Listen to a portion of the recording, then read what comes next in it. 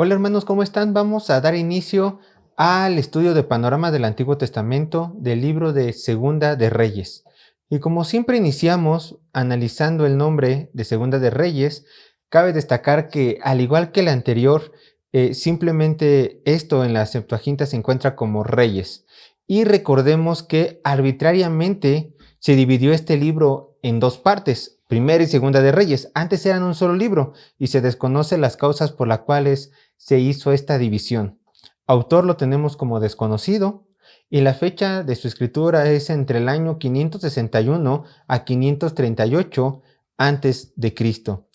Y ahora el tema de Segunda de Reyes vamos a encontrar como tema el exilio.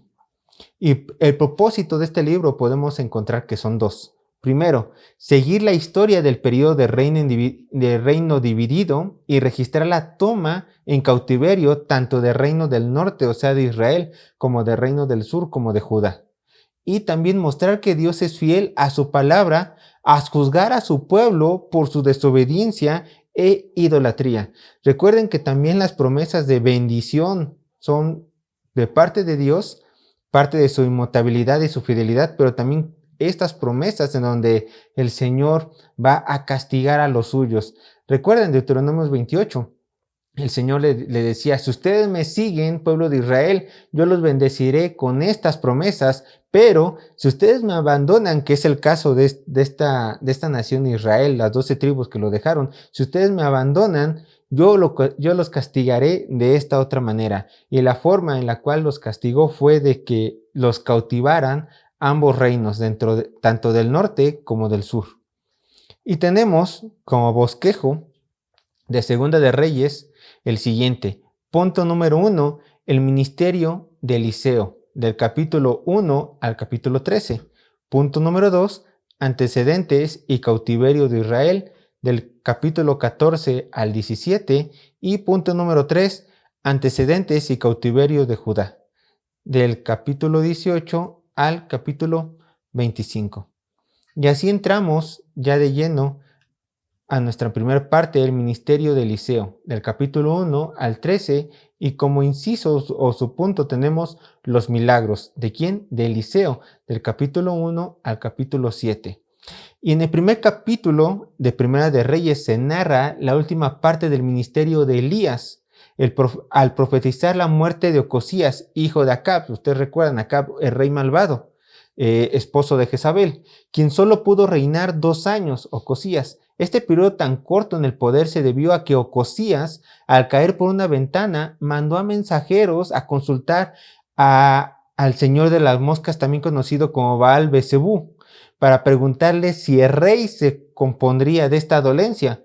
Pero Dios determinó matarlo debido al pecado de Ocosías a no consultar a Dios de sus padres. Vean lo que dice Segunda de Reyes, capítulo 1, versos 16 al 17. Y le dijo, así ha dicho Jehová, por cuanto enviaste mensajero a consultar a Baal-Zebub, Dios de Cron, ¿no hay Dios en Israel para consultar su palabra? ¿No te levantarás? Por tanto, el lecho en que estás, sino que de cierto morirás. 17. Y murió conforme a la palabra de Jehová que había hablado Elías. Reinó en su lugar Joram en el segundo año de Joram, hijo de Josafat, rey de Judá, porque Ocosías no tenía hijos. En los versos 9 al 15 del capítulo 1 observamos que Elías es capaz de hacer descender fuego del cielo al grado de matar a 100 hombres de rey Ocosías. Recuerden, estos grandes hombres de Dios eran usados de una manera muy especial. Y cuando estos sirvientes fueron a preguntarle a Elías sobre la situación, Elías mandó fuego para aniquilarlos. Y como ya lo mencionó el texto, Joram se levantó a la muerte de Ocosías, que también era un hijo de Acab. Vemos que en el capítulo 2, el profeta Elías se ha levantado al cielo al igual que Enoc. Y este profeta, podemos decir, que no conoció la muerte física. Vayan conmigo a 2 de Reyes, capítulo 2, verso 11, que dice así, y aconteció que yendo ellos y hablando, he aquí un carro de fuego, con caballos de fuego, apartado, dice, y aconteció que yendo ellos y hablando, he aquí un carro de fuego con caballos de fuego apartó a los dos, o sea, Elías y Eliseo, y Elías subió al cielo en un torbellino. Y es importante señalar que en ese capítulo también se narra cómo Eliseo, quien era discípulo de Elías, se convierte en el sucesor de Elías, y esto lo encontramos en los versos del capítulo 2, del 6 al 10 y de 12 al 15. En el capítulo 3 vemos a Eliseo reprobando la alianza que había hecho entre el rey de Judá con el rey de Israel y con el rey de Edom, antes de que estos tres reyes se dispusieran a ir a la guerra contra los moabitas. Josafat, rey de Judá, pidió consultar con algún profeta, siendo el profeta Eliseo el elegido. Dios por medio de Eliseo le da victoria a estos tres reyes contra el ejército de Moab. Y aquí ya entramos al capítulo 4. Y en el capítulo 4 se presentan tres milagros que Eliseo realizó. El primer milagro de Eliseo, al ser el sucesor de este Elías, es proveer de una manera sobrenatural el aceite a una viuda para su sustento. Y esto lo vemos en el capítulo 4, verso 1 al 7. El segundo milagro es profetizar que una mujer sin hijos daría a luz, y esto lo encontramos del capítulo 4, verso 8 al 17, y como tercer gran milagro, resucitar al hijo de la tsunamita, capítulo 4, verso 28 al 37. Y en los versos del 9 al 15,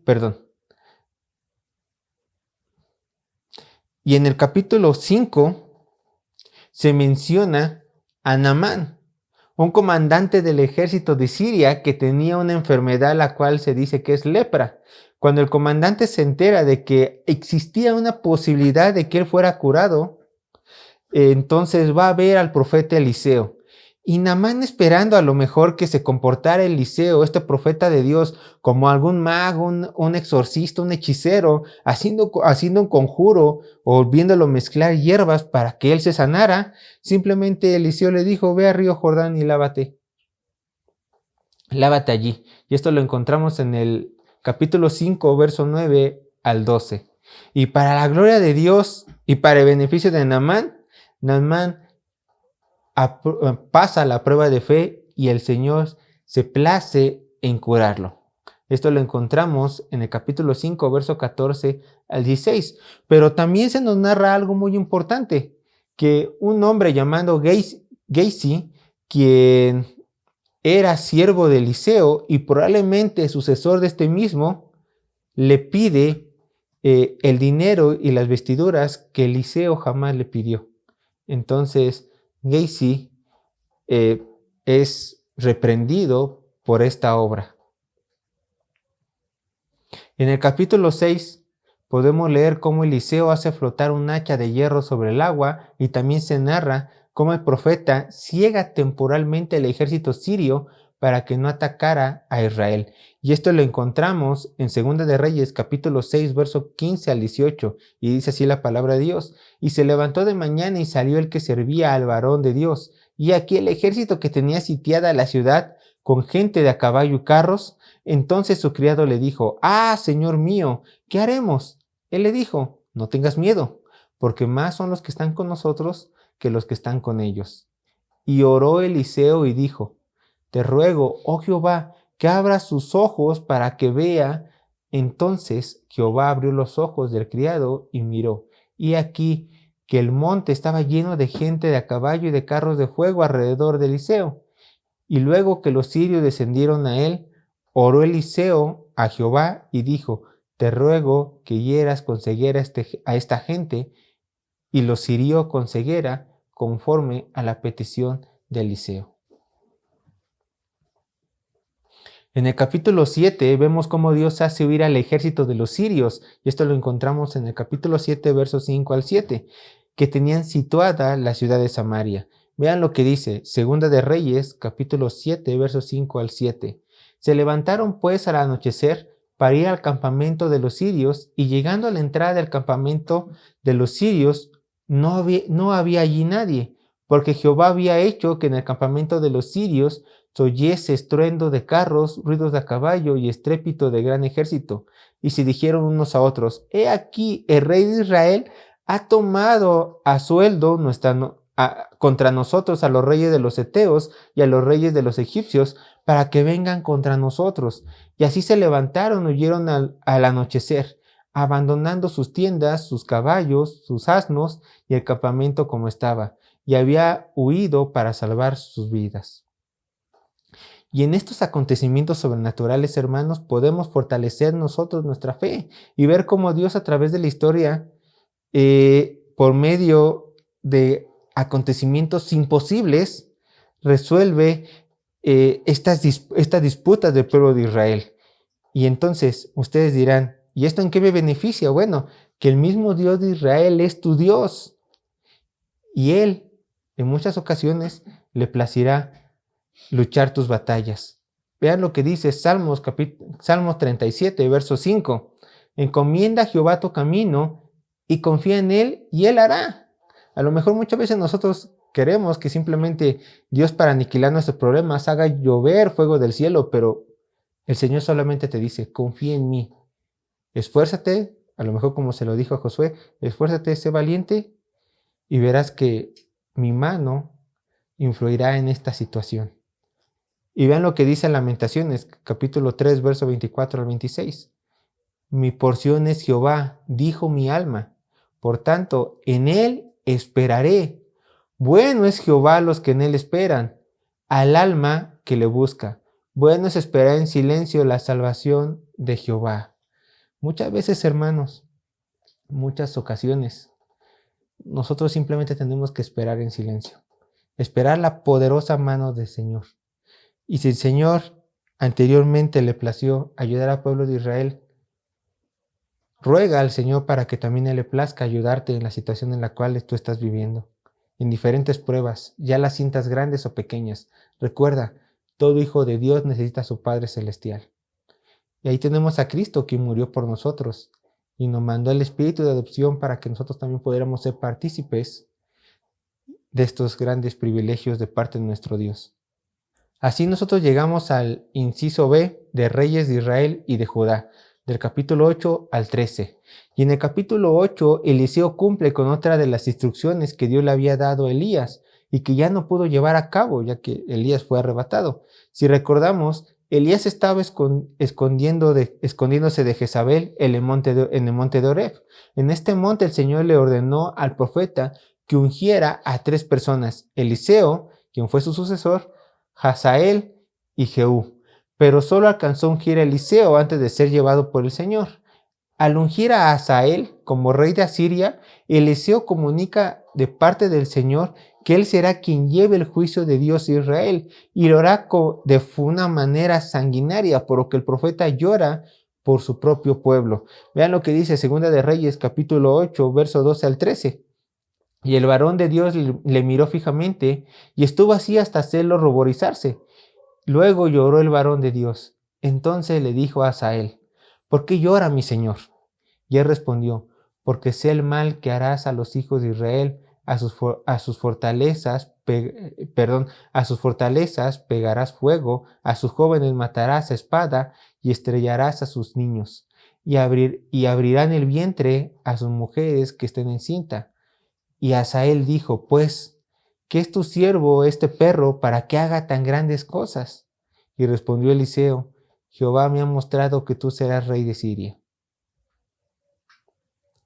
En el capítulo 9 se ve la aplicación de la justicia de Dios sobre la casa de Acab. Eliseo envía a un hijo de profeta a que cumpla con la última instrucción que el Señor le dio a Elías, y ungió a Jehú como rey de Israel. Jehú era un comandante del ejército de Joram, que era el rey del turno. Y también aquí se nos narra, en el capítulo 9, verso 30 a 37, la muerte de Jezabel. Jehú recibió instrucciones de destruir a toda la familia de Acab y vengar a los profetas muertos del Señor. Con un abierto celo, Jehú aniquila a todos los profetas de Baal y erradicó el balaísmo en Israel. por su obediencia, Dios prosperó a su dinastía, haciendo que fuese la más duradera del reino del norte. Pero por cuanto no eliminó los becerros de oro de Israel, la bendición fue limitada. Y esto lo encontramos en el capítulo 10, verso 29 al 31. En el capítulo 10 se narra la masacre de Jehú hizo en toda la casa de Acab.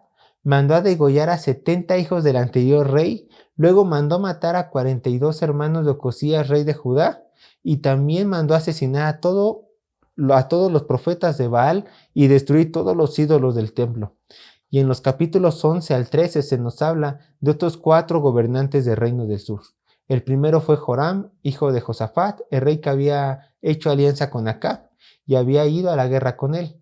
Esta antigua alianza trajo como consecuencia que Joram siguiera los pasos de los reyes de Israel, o sea, entrar en pecado, sobre todo después de que se casó con una hija de Acab y de Jezabel, una mujer llamada Talía.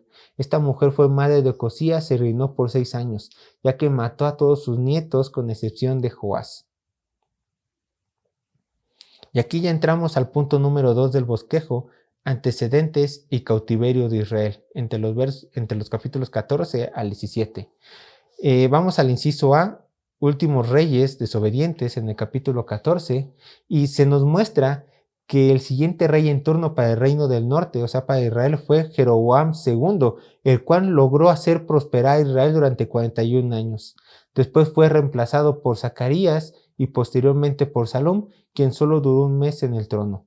Finalmente, Manahem, quien gobernó durante la invasión de Israel por parte de los asirios, fue puesto en el trono. Y así vamos al punto B, conquistados por los asirios, o sea, el reino del norte, del capítulo 15 al 17. Fue en este tiempo cuando Asiria se convirtió en una potencia militar y comienza a hacer grandes conquistas. El rey Pul de Asiria convierte en tribunario a Manahem, rey de Israel. Después de la muerte de Manahem, asciende al trono su hijo Pecaí, que es asesinado por un hombre llamado Peca. Tiempo después, este rey también es asesinado por otro hombre llamado Seas, quien reina en su lugar y llega a ser el último rey de Israel. El rey de los asirios sitió la ciudad de Samaria, tomó como prisionero al rey Oseas y se llevó en cautiverio a Israel. De esta manera desaparecen prácticamente las 10 tribus de Israel, o sea, las tribus del norte que formaban este reino. Todo el espacio en verde que vemos en este mapa es absorbido por Asiria y ahora solamente queda el pueblo del norte, o sea, Judá. Y entramos al punto número 3, antecedentes y cautiverio de Judá, del verso 18 al 25. En este periodo de la historia se le conoce como el reinado solitario, pues a partir de este momento Judá luchó por sobrevivir contra los invasores constantes de sus enemigos, a pesar de ser aquellos una potencia, o sea, hablando de Asiria, que también trataba de conquistar el reino del sur. El Señor nunca le dio la victoria a este pueblo y permitió que Judá siguiera reinando su territorio. Pero, debido a que esta nación también había desobedecido al Dios de sus padres, o sea, Jehová, Dios también decide meter juicios sobre esta nación. Siendo Joacim rey de Judá, vino Nabucodonosor rey de Babilonia y lo volvió tributaria, o sea, reino del sur. Después de la muerte de Joacim, fue rey su hijo Joaquín, quien le resistió a rey Nabucodonosor. Con este acto, el rey de Babilonia sitió la ciudad de Jerusalén y apresó al rey Joacim y lo llevó cautivo. Como Judá se quedó sin rey, Nabucodonosor decidió colocar a Sedequías como el nuevo rey de la tribu del norte, pero este también se rebela. Esto provocó la ira de Nabucodonosor. Mandó al ejército e hizo que toda Jerusalén fuera aniquilada. Y así terminamos Segunda de Reyes, de una manera muy triste para el pueblo de Israel, siendo ambos reinos conquistados, el reino del norte por los asirios y el reino del sur por la fuerza babilónica. Así terminamos el libro de hoy, hermanos. Dios les bendiga.